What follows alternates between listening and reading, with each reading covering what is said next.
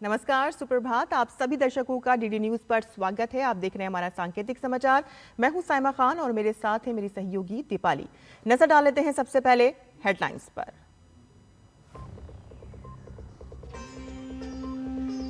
प्रधानमंत्री नरेंद्र मोदी आज सुबह 10 बजे छात्र छात्राओं के साथ करेंगे परीक्षा पर चर्चा कार्यक्रम के तहत संवाद। पीएम ने कहा कि परीक्षाओं से जुड़े बहुत से दिलचस्प विषयों पर होगी बात।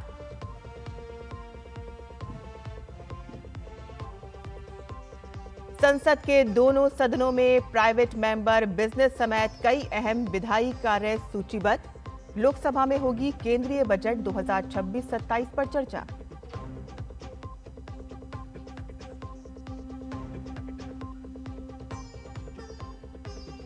गृह मंत्री अमित शाह का जम्मू कश्मीर दौरा। सुरक्षा और विकास कार्यों की करेंगे समीक्षा।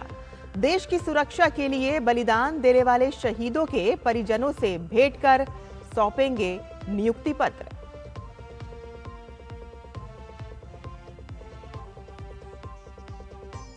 मेघालय के ईस्ट जयंतिया हिल्स में कोयला खदान में हुए धमाके में 18 लोगों की मौत। राज्य सरकार ने दिए जांच के आदेश। प्रधानमंत्री राष्ट्रीय राहत कोष से प्रत्येक मृतक के परिजनों को दी जाएगी 2 लाख रुपए की अनुग्रह राशि।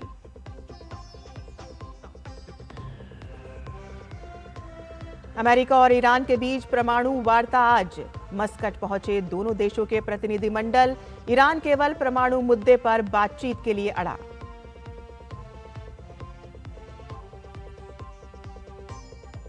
और अंडर 19 क्रिकेट विश्व कप का फाइनल आज। भारत इंग्लैंड होंगे आमने सामने। छठी बार खिताब जीतने पर होगी भारत की नजर। समाचार विस्तार से।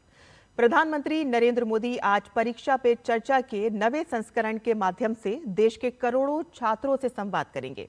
और इस कार्यक्रम के माध्यम से पीएम मोदी खुद छात्रों के बीच जाकर कई महत्वपूर्ण अनुभव और जानकारियां साझा करते हैं। बोर्ड परीक्षा से पहले देश भर के छात्रों को परीक्षा पे चर्चा कार्यक्रम का बेसब्री से इंतजार रहता है। पीएम मोदी ने एक्स पर अपने विचार साझा करते हुए लिखा कि इस बार परीक्षा पे चर्चा के दौरान परीक्षाओं से जुड़ी बहुत ही दिलचस्प बातों पर चर्चा होगी, जैसे कि टेंशन फ्री कैसे रहें और सिर्फ नंबरों के पीछे भागने के बजाय कुछ नया सीखने पर कैसे फोकस करें। मुझे इस प्रोग्राम का हमेशा इंतजार रहता है, क्योंकि यहाँ मुझे देश भर के होनहार युवाओं से मिलने और उनकी बातें सुनने का मौका मिलता है। संसद के बजट सत्र के दौरान आज दोनों सदनों में कई अहम विधायी कार्य सूचीबद्ध हैं। लोकसभा की कार्यसूची में केंद्रीय बजट 2026-27 पर चर्चा होना सूचीबद्ध है। और इसके साथ ही दोनों सदनों में प्राइवेट मेंबर बिजनेस के दौरान सांसद विभिन्न विधेयक पेश करेंगे। प्रश्नकाल के दौरान सांसद अलग अलग मंत्रालयों से अहम प्रश्न पूछेंगे और शून्यकाल के दौरान सांसद लोकहित से जुड़े अहम मुद्दों को सदन में उठाएंगे। गृह एवं सहकारिता मंत्री अमित शाह जम्मू कश्मीर के 2 दिवसीय दौरे पर हैं। जम्मू हवाई अड्डे पर पहुंचने पर उपराज्यपाल मनोज सिन्हा ने गृह मंत्री का स्वागत किया। गृह मंत्री आज राज्य में आयोजित होने वाले कई कार्यक्रमों में हिस्सा लेंगे। अमित शाह आज राज्य में सुरक्षा और विकास कार्यों की समीक्षा करने के साथ ही कठुआ जिले में सीमा चौकी गुरनाम और बोबिया का निरीक्षण करेंगे और साथ ही जवानों के कल्याण की 6 योजनाओं का डिजिटल माध्यम से लोकार्पण और शिलान्यास भी करेंगे। और इस दौरान अमित शाह लोक भवन जम्मू में देश की सुरक्षा के लिए अपना सर्वोच्च बलिदान देने वाले शहीदों के परिजनों से भेंट कर नियुक्ति पत्र सौंपेंगे।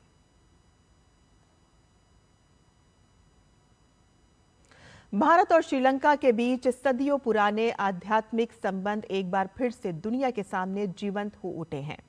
कोलंबो के ऐतिहासिक गंगा रामाया मंदिर में इन दिनों भगवान बुद्ध के पवित्र देवनी मोरी अवशेषों के दर्शन के लिए आस्था का सैलाब उमड़ रहा है। भारत से विशेष रूप से लाए गए ये अवशेष दोनों देशों के सांस्कृतिक और बौद्ध धरोहर से जुड़े रिश्तों को नई मजबूती दे रहे हैं। और इस पूरे आयोजन के दौरान श्रीलंका में भक्ति, परंपरा और अंतर्राष्ट्रीय सहयोग की अनोखी तस्वीर देखने को मिल रही है। ये पवित्र बौद्ध अवशेष 10 फरवरी तक सार्वजनिक दर्शन के लिए रखे गए हैं। इसके साथ ही ये पवित्र देवनी मोरी अवशेषों की मंत्रोच्चारण के साथ विधिवत पूजा अर्चना भी की जा रही है। नई दिल्ली में ANRF यानी कि राष्ट्रीय अनुसंधान फाउंडेशन का स्थापना दिवस समारोह का आयोजन किया गया और इस समारोह में केंद्रीय विज्ञान एवं प्रौद्योगिकी राज्य मंत्री डॉक्टर जितेंद्र सिंह ने कहा कि हमने जो नेशनल रिसर्च फाउंडेशन तैयार किया है वह अमेरिका या जर्मनी जैसे देशों में मौजूद अन्य फाउंडेशनों से बेहतर है और इसमें हमें सामान्य तौर पर किसी प्रोजेक्ट की तुलना में दोगुना समय लगा है। मेघालय की ईस्ट जयंतिया हिल्स जिले में गुरुवार को एक अवैध कोयला खदान में विस्फोट होने से कम 18 मजदूरों की मौत हो गई और एक घायल है। ये घटना थांगस्कू इलाके में हुई है और इस हादसे के बाद से ही राज्य के मुख्यमंत्री कॉनराड संगमा और उप मुख्यमंत्री लगातार जिला प्रशासन, संबंधित विभागों और पुलिस के साथ संपर्क में हैं। मुख्यमंत्री ने घटना पर गहरा दुख व्यक्त किया है और खदान विस्फोट की जांच के आदेश दिए हैं। प्रधानमंत्री नरेंद्र मोदी ने इस घटना पर दुख जताया और प्रधानमंत्री राष्ट्रीय राहत कोष से प्रत्येक मृतक के परिजनों को 2 लाख रुपए की अनुग्रह राशि और घायलों को 50,000 रुपए की अनुग्रह राशि दिए जाने का ऐलान किया है। ईरान और अमेरिका के बीच परमाणु वार्ता आज ओमान की राजधानी मस्कट में होगी। ईरान के विदेश मंत्री ने इस वार्ता की पुष्टि की। बातचीत से पहले स्थान और प्रारूप को लेकर मतभेद रहे, लेकिन अंततः अमेरिका ने ओमान में वार्ता पर सहमति दी। इस बीच दोनों देशों के बीच तनाव बरकरार है। दोनों ही देशों ने एक दूसरे पर ड्रोन गिराए जाने के आरोप लगाए हैं। अमेरिका की ओर से ईरान को सैन्य कार्रवाई की चेतावनी भी दी गई है और इस वार्ता पर पूरी दुनिया की नजरें टिकी हुई हैं। इस वार्ता से तय होगा कि ईरान अमेरिका संबंध बातचीत की राह पर जाएंगे या टकराव और बढ़ेगा। अंडर 19 क्रिकेट विश्व कप अपने आखिरी पड़ाव पर पहुंच चुका है। आज प्रतियोगिता के फाइनल में भारत और इंग्लैंड की टीमें आमने सामने होंगी। भारतीय टीम 5 बार की चैंपियन है और उसकी नजर छठी बार यह खिताब जीतने पर है। भारत ने पिछली बार साल 2022 में यह खिताब जीता था। प्रतियोगिता में भारत के प्रदर्शन की बात करें तो भारत ने अमेरिका के खिलाफ पहले ग्रुप मैच से ही बेहतरीन खेल दिखाया है। भारत के बल्लेबाज शानदार फॉर्म में हैं। भारतीय टीम प्रतियोगिता में अपराजित रही है, लेकिन फाइनल में उसका सामना प्रतियोगिता की एक और अविजित टीम इंग्लैंड से है। पिछली चैंपियन ऑस्ट्रेलिया को हराने के बाद इंग्लैंड के हौसले भी बुलंद हैं।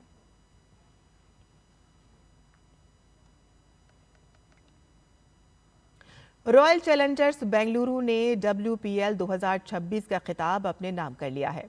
महिला प्रीमियर लीग के चौथे संस्करण के फाइनल में RCB ने दिल्ली कैपिटल्स को 6 विकेट से हराकर खिताब पर कब्जा जमाया।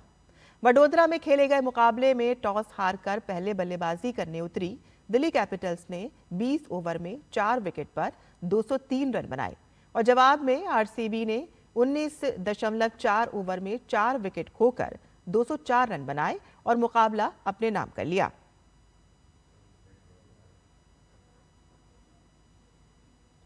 और इसी के साथ ही हमारा ये सांस्कृतिक समाचार यहीं खत्म होता है। मुझे और मेरी सहयोगी दीपाली को अनुमति दें, लेकिन आप देखते रहिए DD न्यूज़।